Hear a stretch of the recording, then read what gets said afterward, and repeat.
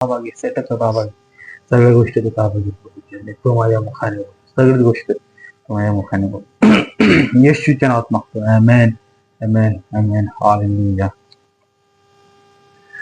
मित्रांनो, कसे आहात तुम्ही? मी आशा करतो की तुम्ही चांगले आहात आणि आनंदात असाल आणि हसत आणि खेळत असाल, अशी मी आशा बाळगतो. येशू सोबत आहे. हालेलुया. आणि तो सगळे बिमारी तो दूर करणारा, तो चुटकीमध्ये सगळे बिमारी तो दूर करतो. मी तुम्हाला 15 ऑगस्टच्या शुभेच्छा देण्यासाठी ह्या प्लॅटफॉर्मवरती आलो. 15 ऑगस्टला भारत आझाद झाला होता. स्वातंत्र्य मनुष्याला मिळालं होतं, स्वातंत्र्य. पण त्या क्रांतिकारी लोकांनी आपल्या प्राणाची आहुती दिली. ज्या तरुणांनी स्वातंत्र्याच्या साठी आपला प्राण दिला, त्यांच्यासाठी सल्यूट आहे. आणि खरं स्वातंत्र्य सांगायचं म्हटलं तर, खरं स्वातंत्र्य माणसाला माणूस म्हणून जगण्याचा अधिकार म्हटलं तर ते डॉक्टर बाबासाहेब आंबेडकरांमुळे खरं स्वातंत्र्य मिळालेलं आहे. बाबासाहेबांसाठी सल्यूट करत आहे मी. आणि पण तुम्हाला सांगू इच्छितो की तुम्ही म्हणजे माझा मोठा भाऊ आणि माझी मोठी बहीण मला म्हणत असेल की तू येशू विषयी सांगतो, त्या धर्माविषयी सांगतो, परंतु मी तुम्हाला सांगू इच्छितो की मला तो धर्म आवडत नाही. ख्रिश्चन धर्म मला आवडत नाही, ना चर्च मला आवडतं, ना चर्च लोक मला आवडतात, ना मला क्रॉस आवडतो. मला फक्त तो येशू आवडतो, तो येशू. मी लहान होतो, मी लहान असताना मी ऐकलं की तो त्याच्या हाता पायात खेळ ठोकले, त्याचं पूर्ण शरीर फाडून टाकलं आणि तो त्या क्रूसावर लटकला. माझ्या हृदयामध्ये त्याच्यासाठी जागा बनली की तो इतका मार खातोय, इतका मार खाण्याची ताकद त्याच्याकडे आली कुठून. त्याच्यासाठी माझं काळीच फुललं आणि मी त्याच्यासाठी तहानेला झालो मी. की जसे हरण तहानेली होती पाण्याच्यासाठी, तसं मी त्याच्यासाठी तहानेलं झालेलो. मी त्याच्या ऐकण्यासाठी, त्याच्या गोष्टी ऐकण्यासाठी, त्याच्या विषयी ऐकण्यासाठी मी इतकं तहानेलं झालं होतं की कोण मला सांगन.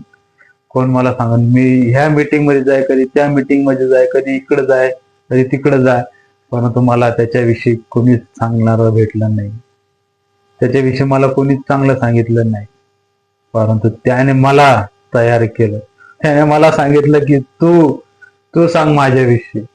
तर मी तुम्हाला सांगू इच्छितो की तुमचा जीव फक्त येशूवरतीच गुंतवा, कारण की तो मदत करणार आहे, तो मदतगार पाठवणारा आहे. तुमचा जीव जर तुमच्या धनदौलतीवर असन, तुमच्या पैशावर असन, तुमच्या जमिनीवर असन, तुमच्या घरावर असन, किंवा तुमच्या बायकोवर असन, तुमच्या मुला बाळांवरती असन, आईवर असन, भावावर असन, वडिलावर असन, तुमच्या त्या गोष्टीमध्ये तुमचा जीव असन अडकलेला, तुम्ही एकदा बघा, एकदा त्यांची परीक्षा घेऊन बघा की तुमचा जीव त्यांच्यामध्ये अडकलेला आहे. तुम्ही त्यांची काळजी घेतात, परंतु त्यांचा जीव तुमच्यामध्ये आहे का हे तुम्ही एकदा बघा तुम्ही, की त्यांचा जीव तुमच्यात आहे का. तुमचा जीव त्यांच्यात गुंततो, परंतु त्यांचा जीव कशात गुंततो हे तुम्ही एकदा बघा.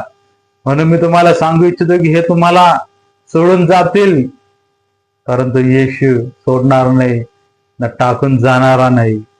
तर तो काळजी घेणार आहे, तो म्हातारपणाची काळजी घेणार आहे, तो म्हातारपर्यंत सोबत राहणार आहे. आणि समजून घ्या, माझ्याकडे पैसे जर नसतील तर तो मला खाण्यासाठी भाकर आणून देईल, तो माझी काळजी घेईल आणि तो काळजी घेणारा आहे. आज तो तुमच्या हृदयाशी उभा आहे आणि तो तुम्हाला आवाज देत आहे. तो तुमचं द्वार ठोकत आहे, तो तुमच्या हृदयाचं तो द्वार ठोकत आहे.